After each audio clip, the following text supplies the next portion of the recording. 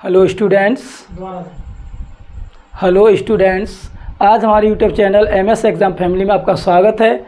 आज हम बात करेंगे आपसे अपने ही इंटरमीडिएट के चैप्टर अवकलन, जिसे डिफरेंशियल कहते हैं, जो आपके लिए महत्वपूर्ण होने वाला है। हमारी इस क्लास के माध्यम से आपको इंटरमीडिएट की क्लास में यानी कि 44 नंबर का जो आता है आपका पोर्शन, जिसे हम बोलते हैं कैलकुलस, जिसमें आप अवकलन और समाकलन के माध्यम से अच्छे नंबर प्राप्त करके अपने स्कोर को हाई बना सकते हैं और अच्छा स्कोर प्राप्त करके अपनी परसेंटेज बढ़ा सकते हैं। तो चलिए, आज का हमारा टॉपिक है अवकलन। तो देखिए, हम अवकलन, जिसे इंग्लिश में कहते हैं डिफरेंशियल।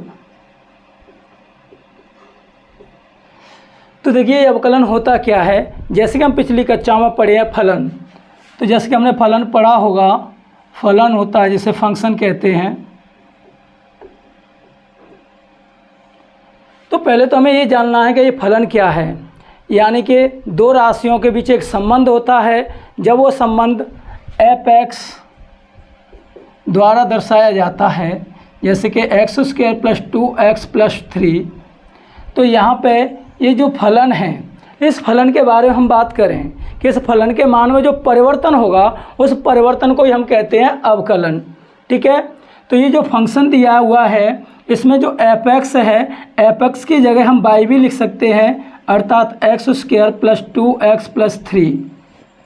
तो यहाँ पे हमने देखा कि x, y दो चर राशि हैं जिसके बीच एक संबंध है और संबंध के माध्यम से ही फलन बनता है। ठीक है।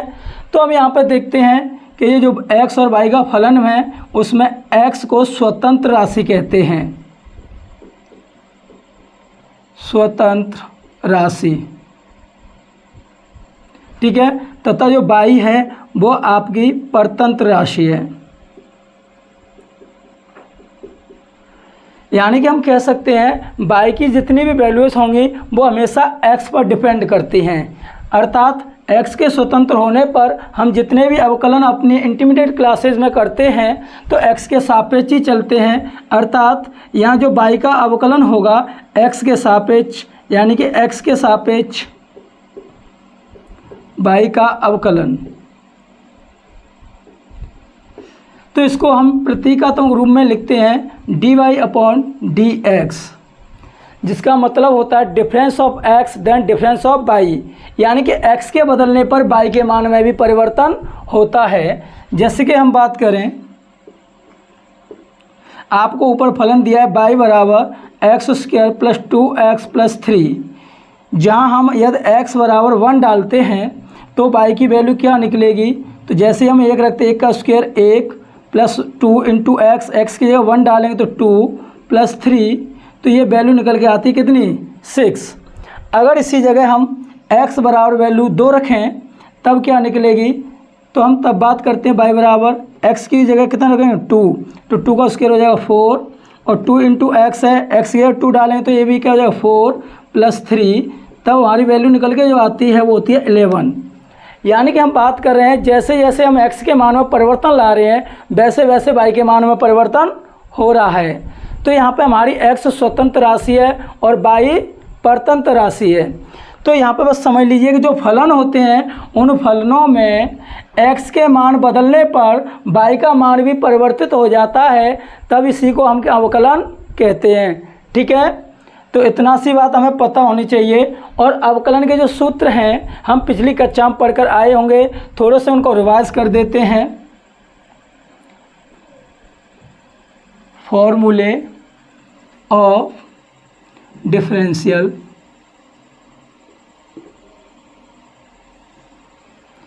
जैसे कि फलन का प्रतीक मैंने बताया था dy/dx। इसे अगर जैसे yx होता है तो yx की हमने y डाला है, और इसी तरह yx f(x) दिया हुआ है, इसका अवकलन डिनोट करेंगे तो वहाँ पे हम इसे f'(x) से रिप्रेजेंटेड भी कर सकते हैं। अर्थात f(x) का जो अवकलन होगा उसे हम f'(x) से दर्शाएंगे। और y को अगर लिखते हैं तो y का x के सापेक्ष जो अवकलन होगा उसे dy/dx से दर्शाएंगे। या हम इसी को कभी कभी y का अवकलन होता है उसे y1 या y' के द्वारा भी दर्शाते हैं। तो ये भी हमें पता होना चाहिए कि जब क्वेश्चन में देता है तो वो dy/dx के माध्यम से भी पूछ लेता है, यहाँ बाई डैश लगाकर पूछ लेता है, यहाँ बाई 1 लिख देता है, यहाँ फलन के माध्यम से पूछे तो f' भी लिख देता है। तो ये फलन के हमें प्रतीकात्मक अवकलन रूप पता होने चाहिए, ठीक है। तो इसी माध्यम से हम बात करते हैं फॉर्मूले के, जो फॉर्मूले अवकलन के जो हमने पिछली कक्षा में पढ़े थे, थोड़ा उन्हें जान लेते हैं। जैसे कि d/dx, यहाँ इसका मतलब different of x then different of c, यानी कि यहाँ पर c क्या है, तो c है यहाँ पर कांस्टेंट। और कोई कांस्टेंट वैल्यू दी होती है तो इसका मतलब है कि वो परिवर्तित होती ही नहीं है, और उसमें परिवर्तन नहीं होगा तो अवकलन क्या होगा, 0। क्योंकि अभी हमने बताया था कि दिए गए फलन में x के मान को बदलने पर y का मान भी बदल जाता है, तब उसे अवकलन कहते हैं। और जबकि ये कांस्टेंट राशि है, इसमें कोई परिवर्तन नहीं होता, तो इसका अवकलन क्या हो जाएगा, 0, ठीक है।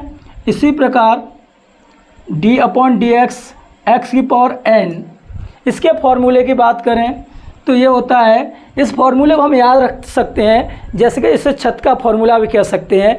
किसी छत पर मान लो 10 व्यक्ति हैं और 10वां व्यक्ति नीचे उतर के आ जाए तो ऊपर कितने रह जाएंगे, 9, यानी 1 की कमी हो जाती है। इसी प्रकार इस सूत्र को हम याद रख सकते हैं, अर्थात x के ऊपर n छत है और उस छत पर कितने व्यक्ति, n, और nवां व्यक्ति आगे आ जाए तो ऊपर से 1 व्यक्ति कम हो जाता है, अर्थात n-1।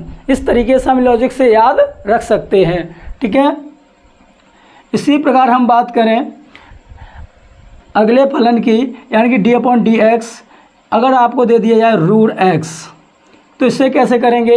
तो देखिए हम जानते हैं कि √x आपको दिया है, तो √x को हम किस तरीके से लिख सकते हैं, d/dx x⁴1/2 होगा। तो ये उसी का लॉजिक बन जाता है, अर्थात x⁴1/2 है तो 1/2 आगे आ जाएगी, और x की पावर इसमें से हम 1 कम करेंगे तो ये हो जाएगी -1/2, यानी इसको लिख सकते हैं 1/2 x⁴1/2, क्योंकि अभी ये ऊपर है, वो अंश से अगर हर में ले जाएंगे तो घात पॉजिटिव हो जाएगी, और इसको लिख सकते हैं 2√x। ये हमारे सभी क्वेश्चनों में सर्वाधिक प्रयोग होने वाला फॉर्मूला है। वैसे तो अपने आप में एक क्वेश्चन भी है, और फॉर्मूले के रूप में याद रख लेते हैं तो हमारी बहुत सी समस्याएं आसान हो जाती हैं। तो ठीक है, हम इसका भी अवकलन याद रखेंगे 1/2√x। इसी के माध्यम से और देखें, यानी कि इसकी घातांक कर्ण के रूप में हो सकती है m/n, ठीक है। अगर इस फॉर्म में कंडीशन दी हो तो वही कंडीशन जो यहाँ पे अप्लाइड होती है वो यहाँ भी कर सकते हैं, यानी कि m/n आगे आ जाएगी, और x की पावर यानी कि इनमें से एक कम करेंगे तो m-n/n, इस तरीके का फॉर्मूला बन जाएगा, ठीक है। तो अगर इसके माध्यम उदाहरण देखें, जैसे कि d/dx x⁴3/2 दिया है, ठीक है। तो इसके माध्यम से हमने देखा, तो देखो ये फॉर्मूला लर्न करने में हो सकता है टफ लगे, लेकिन इसको समझने में बहुत आसानी हो जाती है। कैसे, जैसे कि अभी हमने देखा कि x⁴3/2 है, तो 3/2 अब वो आगे आ जाएगी, यानी कि 3/2 और x की पावर, अब इसमें से 1 की कमी होगी, तो यानी कि हम 1 घटाकर भिन्न को हल करेंगे। इससे बेहतर इसका लॉजिक समझ लें कि जो ऊपर अंश दिया हुआ है उसमें से हर को घटा दें, यानी कि 3 में से 2 जाएगा तो क्या बचेगा, 1/2। तो ये हमारा सीधा सा आंसर आ जाता है, ठीक है। सिंपल वही कंडीशन ये है, देखो m/n है तो m/n आगे आ गया, और n जो है वो ऊपर वाले से घटा दो, देखो वही कंडीशन है, और जो हर है वो वही रहेगा। तो सीधे इसके माध्यम से हम क्वेश्चन को बहुत ईजी बना सकते हैं। आगे चलते हैं। इसी प्रकार e⁴x, यानी कि यहाँ फलन का रूप क्या दे दिया, चरघातांकी फलन है e⁴x। तो इसको याद रखने के लिए हम कह सकते हैं e⁴x है, उसे हम बोल सकते हैं ईटिंग टू ईटिंग वाला फॉर्मूला, कि जब हम कोई खाना खा रहे होते हैं तो हम उस समय सब काम बंद कर देते हैं, अर्थात कोई काम नहीं करते और खाने के समय केवल खाते ही रहते हैं। तो इस तरीके से ई का मतलब समझते हैं ईटिंग। तो ईटिंग जब कर रहे होते हैं तो हम ईटिंग के टाइम कोई चेंजेस नहीं करते, तो उसका अवकलन e⁴x का अवकलन जो होगा वो e⁴x ही रहेगा, ठीक है। आगे चलते हैं।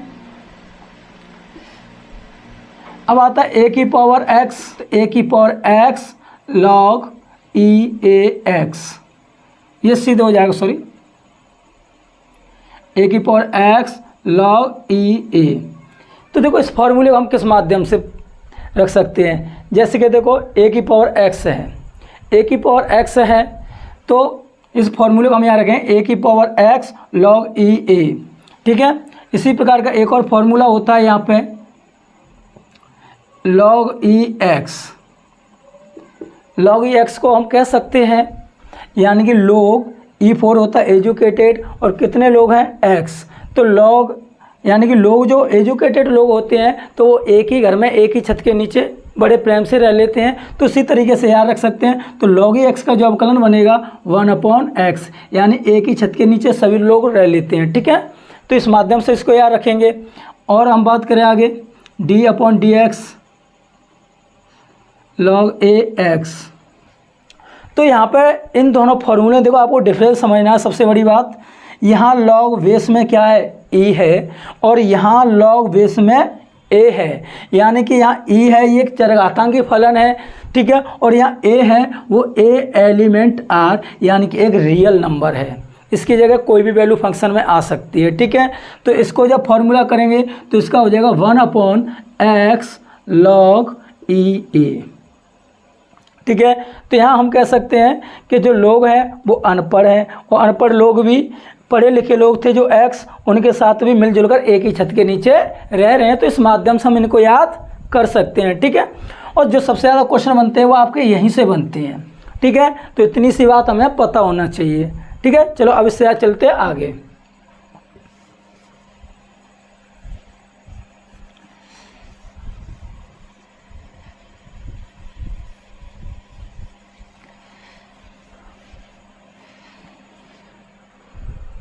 तो देखिए ये हमारे इतने फॉर्मूले थे, अब इस पर आधारित हम कुछ क्वेश्चंस कर लेते हैं। जैसे कि हम बात करें d/dx, इसका मतलब डिफरेंस ऑफ x, यानी कि x के सापेक्ष अवकलन करने पर। तो देखिए कांस्टेंट का मतलब होता है संख्याएं, नियत संख्याएं। जैसे कि हम ये 5, अगर हम इसका अवकलन करें तो हमने देखा कि ये डिफरेंस ऑफ x ये किस में परिवर्तन करने की कह रहा है, x में परिवर्तन करने की कह रहा है। क्या हमारे इस फलन में कहीं x है? नहीं है, तो इसमें कोई चेंजेस होगा? नहीं होगा, तो इसमें परिवर्तन कितना आ रहा? 0। यानी कि जितनी भी हमारी संख्या कांस्टेंट राशि होंगी उनका अवकलन हमेशा क्या रहेगा? 0 रहेगा, ठीक है। तो इस बात का ध्यान रखना है, ठीक। ऐसे ही आपको कोई भी नंबर दिया हो उसका अवकलन हमेशा क्या रहेगा? 0 रहेगा। ये बात भली भांति समझ लेना है हमको, ठीक है। अब हम चलते हैं x की पावर n के फॉर्मूले पर आधारित, ठीक है। तो जैसे कि हम बात करें d/dx x की पावर 5, अब ये दिया है यानी कि x एक मकान है, उस छत पर 5 व्यक्ति हैं। तो मैंने बताया था इस फॉर्मूले को छत के फॉर्मूले के नाम से याद रख सकते हैं, ठीक है। तो अभी हमने देखा x यानी छत पर कितने व्यक्ति? 5। और जब 5वां व्यक्ति नीचे आ जाएगा तो ऊपर कितने रह गए होंगे? 4, ठीक है ना। यानी कि 5 है जो आगे आ जाएगा उसमें 1 की कमी हो जाएगी और ऊपर रह जाएगा 4। यही इसका हमारा क्या हो जाएगा? अवकलन हो जाएगा, ठीक है।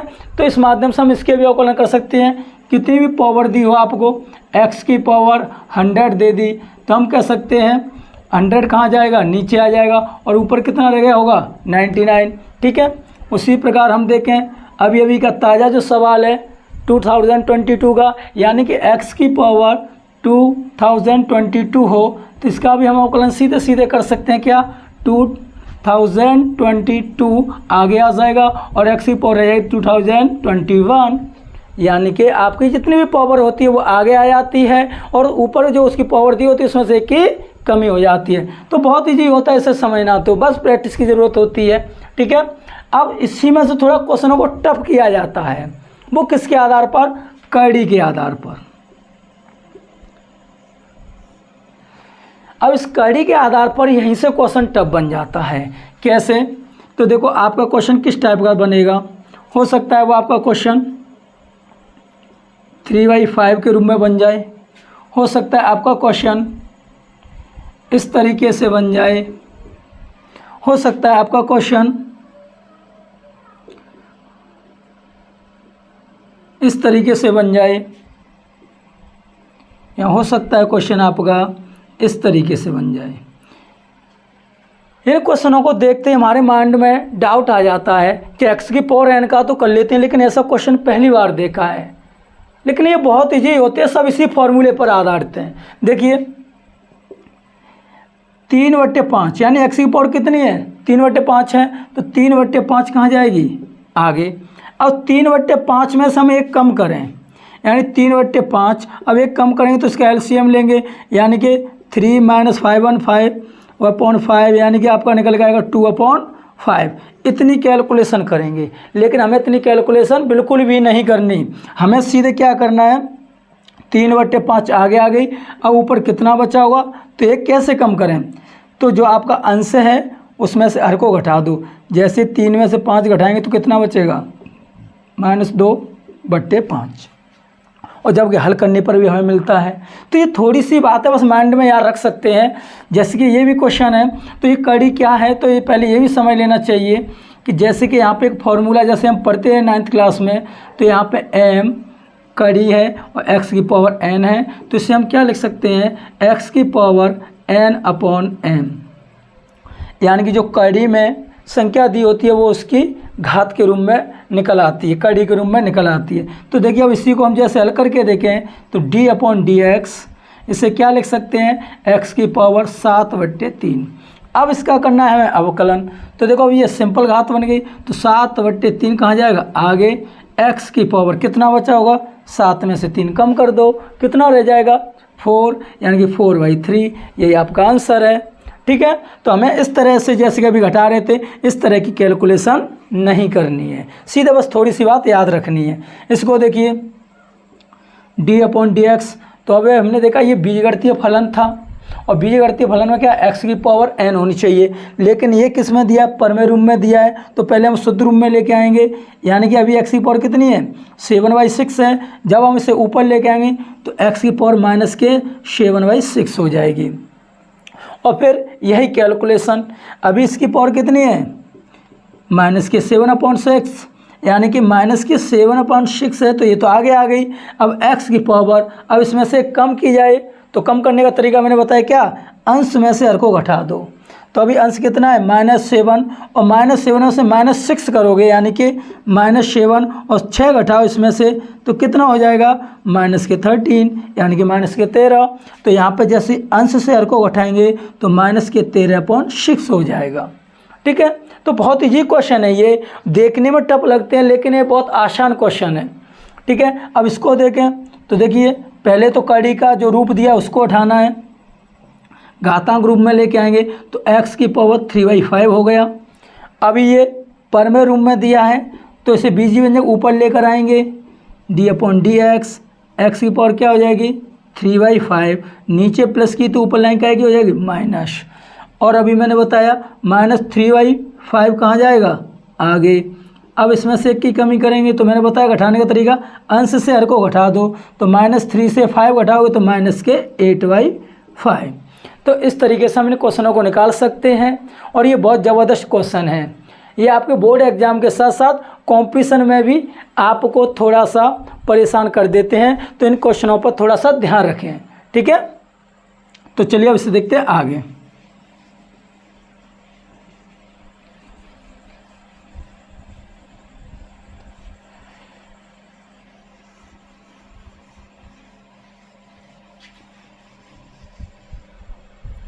चलिए अब तो इसी क्वेश्चन को हम जैसे कि हम इसके पे भी कर चुके हैं, इस पे भी, और जैसे कि अभी देखा ये तो लर्न करना ही है, और x की पावर m/n की कंडीशन हो ही चुकी है। अब e की पावर x, तो e की पावर x तो एक चरघातांक फलन होता है जिसे इसी प्रकार हल किया जा सकता है, e की पावर x, तो e की पावर x ये रहेगा, तो इसमें तो हमें याद करने वाला कुछ है ही नहीं। अब बात आती है यहाँ पे, तो a की पावर x है, तो ये भी फॉर्मूला मैंने बताया था, a क्या है यहाँ पे, a एलिमेंट r, यानी कि a एक रियल नंबर है, वास्तविक संख्या जो कुछ भी हो सकती है। ठीक है, जैसे कि हम बात करें अभी ये जो आपका फॉर्मूला है a की पावर x, तो इसका हम अवकलन कर लेते a की पावर x log e, जहाँ e लॉग का वेश है। ठीक है, तो अब देखिए, तो इसको अमल करें तो देखो इसके ऊपर एक एग्जांपल ले लेते हैं 5x, तो मैंने अभी बताया था कि ए यहाँ पर है वो क्या है, रियल नंबर है। तो देखो 5 आया, उसकी जगह 5 भी एक रियल नंबर है। अब इसका हम करेंगे अवकलन, तो 5 की पावर x log e, और a की जगह क्या आ गया यहाँ पर रियल नंबर 5, ये इसका अवकलन हो गया। ठीक है, तो इस तरीके से हम इनको कर सकते हैं। कोई भी घात दे सकता है यहाँ पे, जैसे आपको 100 की पावर x दे दी, तो इसको भी हम क्या करेंगे 100 की पावर x और log ई ए होता था ना, तो ए की जगह उसने क्या डाल दिया 100, तो ये 100 हो जाएगा। इस तरीके से हम निकाल सकते हैं क्वेश्चनों को, कोई दिक्कत नहीं है।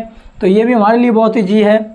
अब log ई एक्स, तो log ई एक्स तो एक फॉर्मूला है और ये भी इसी से रिलेटेड है, तो इनको हम एक साथ कवर करते हैं। तो log वाले फंक्शन को पढ़ने के लिए हमें log के फॉर्मूले पता होना चाहिए जो बेसिक कंसेप्ट में होते हैं। ठीक है, तो चलिए पहले उन फॉर्मूले को जान लेते हैं।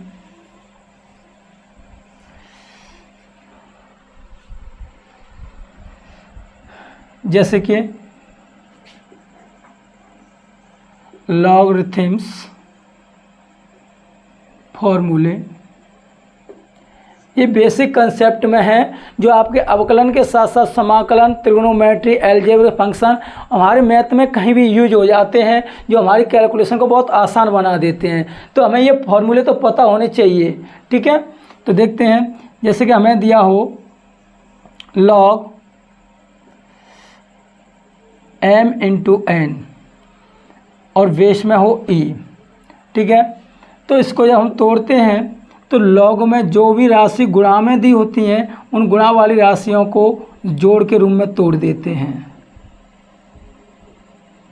और हमें भली भांति बात ये समझनी है कि अगर हम इसके बराबर ये लिखते हैं तो आवश्यकता अनुसार हम इसके स्थान पर इसे भी लिखेंगे। तो हमें ये दोनों तरफ से पता होना चाहिए। ठीक है, तो देखिए इसी प्रकार m/n ये डिवाइड के रूप में है। अब यहाँ से हम पता लगा सकते हैं कि जब इनटू दिया था तो हम प्लस में लिख सकते हैं, अगर ये डिवाइड में है तो किस में आएगा, माइनस में। सिंपल सी बात है।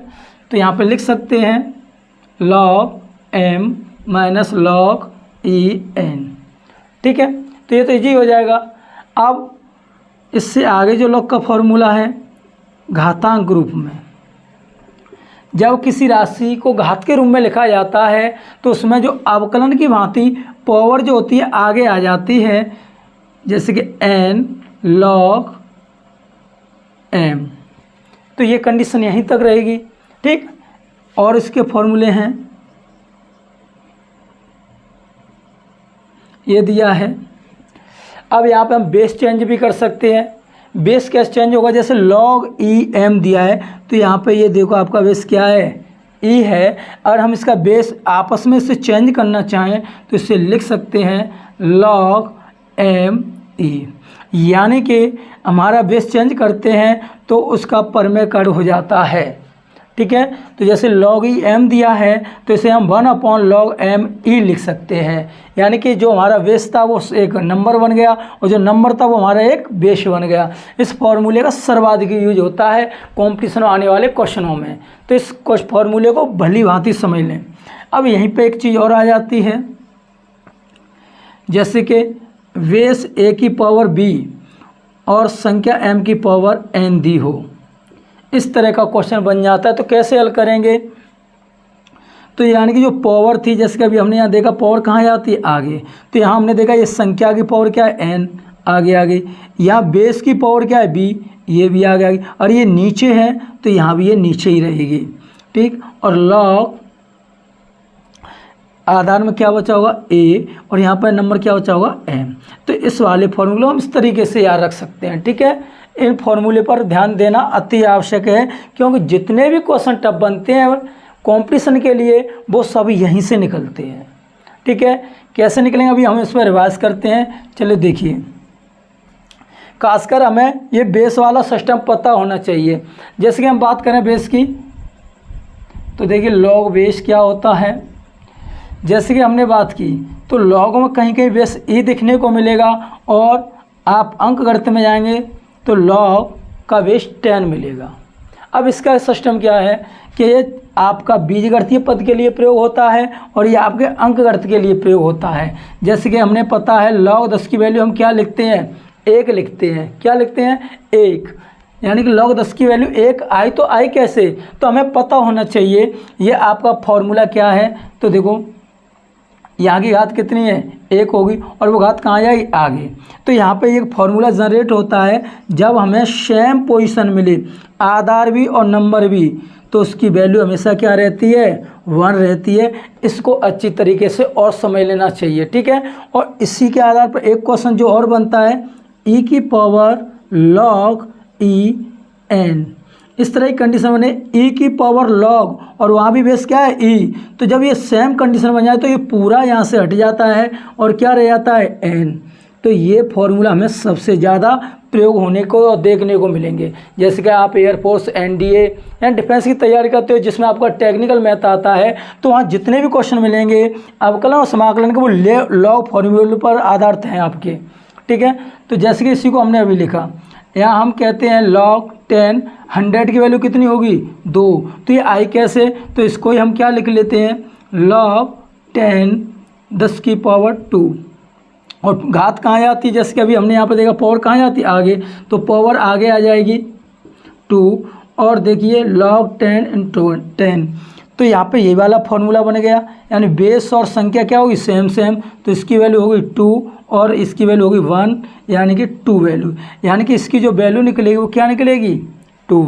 ऐसे ही हम log 1000 की बात करें तो 3 आएगी, log 10,000 की बात करें तो 4 आएगी।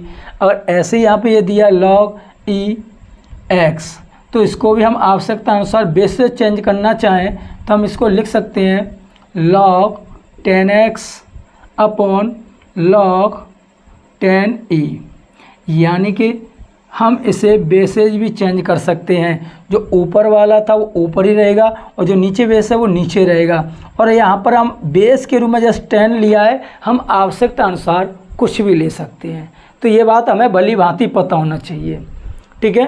तो चलो इस पर हम आधारित, तो जैसे कि हमारे ये लॉग के जितने भी फॉर्मूले हैं हमें याद रहने चाहिए। तो चलिए हम इन पर कुछ क्वेश्चंस देख लेते हैं। देखो जैसे कि आपके बोर्ड क्लास में आते हैं तो वो तो बहुत इजी क्वेश्चन होता है। जैसे कि log x दिया, ये फार्मूला हम रट लेते हैं, आधार x है तो सीधे क्या कर लेते हैं, 1/x log e a। या इसी क्वेश्चन को कभी हम देखना चाहें तो देखो 1/x, तो x तो अब नीचे रहेगा। अभी log e a को ऊपर ले जाना चाहें तो देखो अभी मैंने बताया था, जैसे कि आपको ये क्वेश्चन फॉर्मूला दिख रहा है तो log चेंज कर सकते हैं। अगर इसके बराबर ये है तो इसके बराबर ये भी होगा, यानी कि ये अपॉन में दिया, बट्टी में दिया log m e, और इधर लाएंगे तो e m हो जाएगा, यानी कि बेस चेंजेस हो जाएगा। तो यहाँ पर भी देखिए, अगर इसको हम ऊपर ले जाना चाहें तो हम इसको क्या लिख सकते हैं, log a e। तो आपको कन्फ्यूजन नहीं होना है, आपके बोर्ड क्लास में जो मैथ दिया है उसमें ये फॉर्मूला इस टाइप से ही मिल सकता है या इसके स्थान पर ये भी देखने को मिल सकता है, ठीक है। तो ये बेस चेंजेस फार्मूला है। अब क्वेश्चन जैसे कि हम डाल दें तो log 8x, क्योंकि मैंने बताया था a है वो क्या है, आपका रियल नंबर है, तो रियल नंबर की जगह 8 डाल दिया उसने, तो इसका फॉर्मूला क्या लिखेंगे, x यानी कि 1/x इंटू, इसके हिसाब से खोलें तो log 8e, ये सिंपल सी बात है, ठीक है। या इसी को आप दिखाना चाहें 1/x, इसको हम नीचे ले जाना चाहते हैं तो बेस चेंजेस हो जाएगा, यानी कि बेस जो संख्या थी बेस में आ गई और संख्या किस में बन जाएगी, बेस में। तो ये आपका फॉर्मूला बन के तैयार हो जाएगा, ठीक है। इसी तरह के आपके क्वेश्चन बनते चले जाते हैं। तो देखिए, और इस पर जो टफ क्वेश्चन निकलते हैं वो कैसे आएंगे, जैसे कि हमने कह दिया आपसे d/dx